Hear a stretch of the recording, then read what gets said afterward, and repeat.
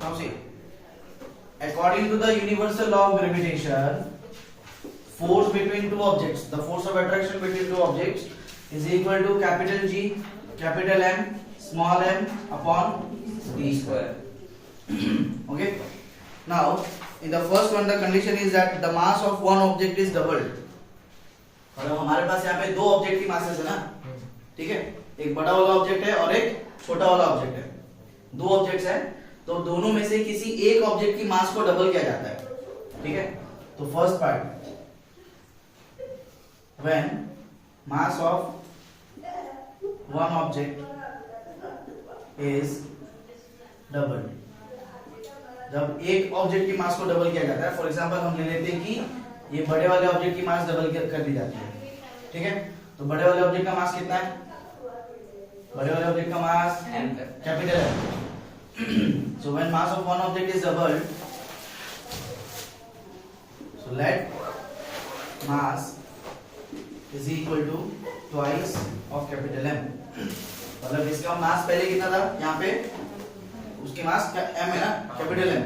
अब उसकी मास दोनों में से किसी एक का चेंज करना है, तो मैंने बड़े वाले के ऑब्जेक्ट को लेगी, उसकी मास डबल हो जाएगी तो क्या हो जाएगा 2m, ठीक है। तो उस ऑब्जेक्ट की मास कितनी है? ट्वाइस है।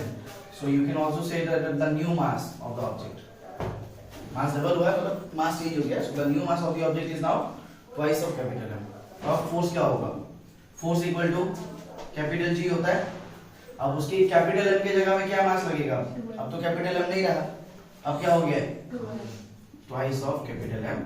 और बाकी और कुछ चेंज हुआ नहीं, बाकी सब एज इट इज है। मास of the smaller object is still small m, the distance is still d square. तो मैं क्या कर सकता हूं, इस 2 को अगर मैं सामने ला दूं क्या हो जाएगा? This is the new force, ये तो पहले वाली फोर्स थी हमारी, this is the new force, that will be F1। तो अगर मैं 2 को सामने लाके लिखूं तो क्या लिख सकता हूं? ट्वाइस ऑफ, ये 2 सामने आ गया, साइड चेंज नहीं हो रहा, बस इसकी पोजीशन यहां से यहां ला रहा हूं बस, बाकी सब एक साथ लिख देते हैं। Capital G, capital M, small m upon d square. So now see, this is true and this as a whole, G M m by d square, G M m by d square वो किसके इक्वल है?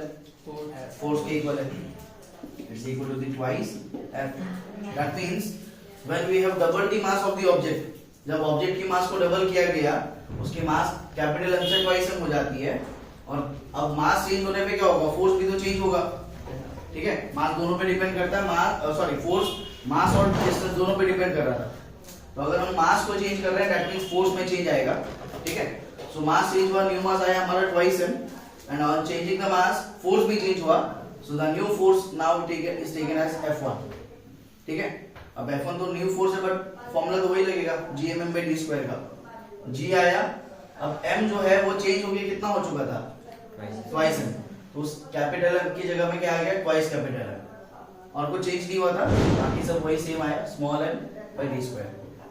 2 को जब मैं सामने लाता हूं, ठीक है, बाकी सब एक साथ लिख देते हैं, g capital M small m/d², and g capital M small m/d² का वॉल्यूम तो यही से मिल रहा था, it was the original force, that is F। तो वो 2 अलग से लिखा, और इसकी वैल्यू क्या आ रही है हमारे पास? कैपिटल F, मतलब force. So the new force जो आएगी अभी, मतलब मास चेंज करने पे जो फोर्स चेंज होगा, that will be twice of the original force. वो जो ओरिजिनल फोर्स थी उसका क्या हो रहा है? डबल हो रहा है। दैट मींस अगर हम मास को डबल करें तो फोर्स भी क्या हो रही है? डबल हो रही है। तो वही पूछा गया है ना, what happens if to the force between two objects if the mass of one object is doubled? So if the mass of one of the object is doubled, the force also gets doubled. So thus,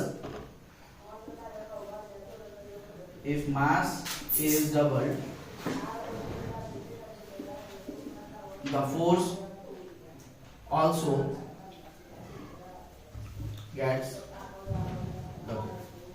अगर mass double किया जाता है तो force भी क्या हो जाता है? डबल हो जाता है। क्लियर है? Next case, the distance between the object is doubled and tripled. अब देखो, अब की बार क्या बोला गया है, ये जो डिस्टेंस है इसको एक बार डबल किया जाएगा और एक बार ट्रिपल लेके देखना पड़ेगा, ठीक है। तो पहले हम लेते हैं सेकंड वाले केस में। पहला केस आता है on doubling the distance, on doubling the distance. अगर हम डिस्टेंस को डबल करते हैं, सो the new distance will be twice D. अगर डिस्टेंस को डबल किया गया तो नया डिस्टेंस क्या निकलेगा? Twice D.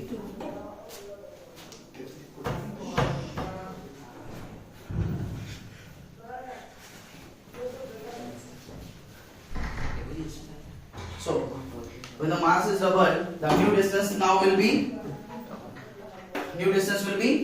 2d। बाकी सब वही सेम रहेगा। अब देखो डिस्टेंस पे भी डिपेंड करता है। So if distance is doubled, then there will be some change in the force also। ठीक है, तो force equal to new force, in this case let us take it as F2। ठीक है, तो new force कितनी आएगी? G capital M small m upon d square, but now d has been changed into 2d। ठीक है, तो d की जगह क्या बैठेगा? 2d whole square। So now capital G capital M small m upon 2d whole square है, that means 2 का भी स्क्वायर और d का भी square. So 2 square is 4d square। ठीक है, इस 4 को थोड़ा अलग से अगर मैं रखूं तो इसको मैं क्या लिख सकता हूं? I can take it as 1/4। इधर कुछ नंबर 1 है, दिस इज 4। 1/4 अलग कर लेते हैं और साथ में इसको लिख देते हैं capital G capital M small m upon d square. तो देखो 1 into this वही आएगा and 4 into d square, it's 4d square। and what is the value of this one now? gmm by d square, force F। ठीक है, so जो नया force आया इस पर हमारा F2 upon changing the distance, on doubling the distance. अब की बात जो फोर्स है वो क्या है? F2 है। और वो F2 जब हमने कैलकुलेट किया taking the distance as twice d, तो क्या आ रहा था? वो हमारे पास 4 times d square है, तो उसको हमने 1/4 ले लिया। तो 1/4 of this one and this force gmm by d square is equal to this one, this force। तो इसको मैं क्या लिख सकता हूँ? 1/4 और इसको मैं क्या लिख दूंगा? F। तो अब देखो क्या होगा? On doubling the distance the new force, जो अभी नया फोर्स आया, it is 1/4 of the original force. मतलब अगर हम डिस्टेंस को डबल करेंगे तो फोर्स कितनी हो जाती है? 1/4 हो जाती है। ठीक है, so on doubling the distance, thus on doubling the distance, the force becomes कितना हो जाता है? 1/4।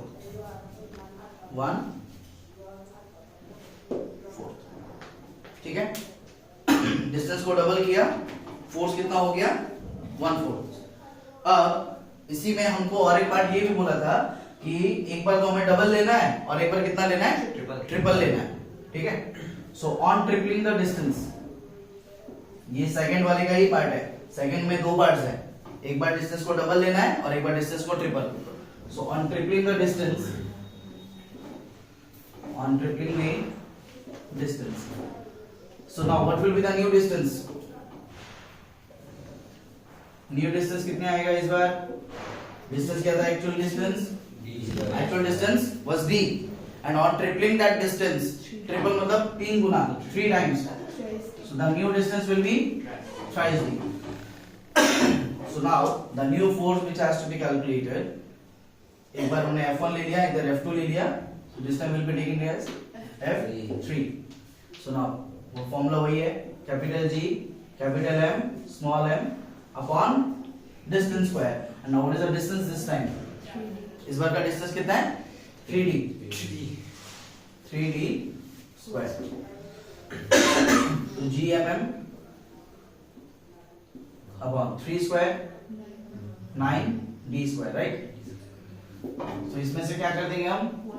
1/9 ले लो अलग से, और क्या बच गया? gmm by d square. g capital M small m by d square and g capital M small m by d square is equal to the actual force। ठीक है, this can be written as 1/9 and this one is actual force, that is F। so that means जब हमने distance को triple किया, so on tripling the distance the force became 1/9। कितना हो गया force 190. So thus on tripling the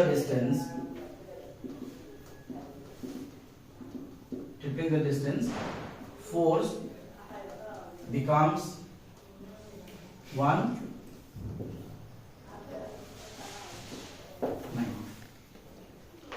Clear? Now the last part.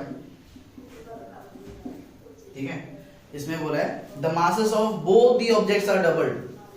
See, in the first case on the first case only mass of one object was doubled. One of the object, दोनों में से दो object हैं, capital M और small M, दो objects हैं, तो दोनों मासेस में से एक की मास डबल की गई थी. ठीक है ना, जैसे हमने कैपिटल एम का डबल कर दिया था, देखो twice capital M, small m का वही था, स्मॉल एम ही था, राइट. बट दिस टाइम हमें क्या करना है, दोनों ऑब्जेक्ट की मासेस डबल होंगे. ठीक है, सो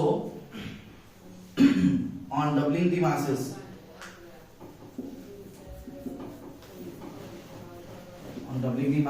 of both objects.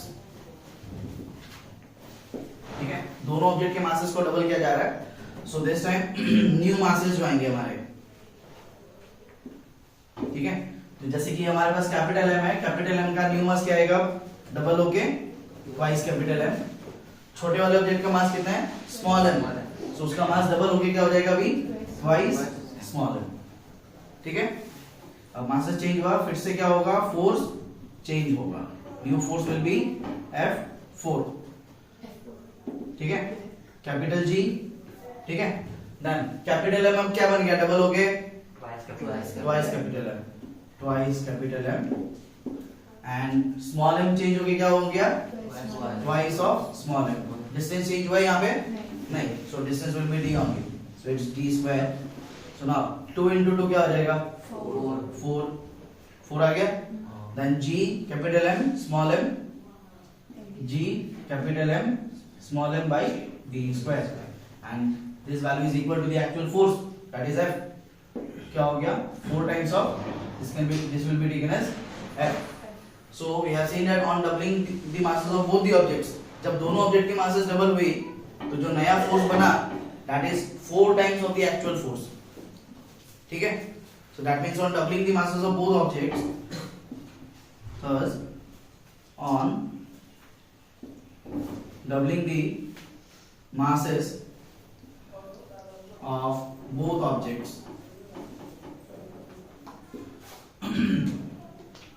the force, or you can say the resulting force, increases. कितने बार इंक्रीज हो रहा है, 4 times. Resulting force increases 4 times. Clear है?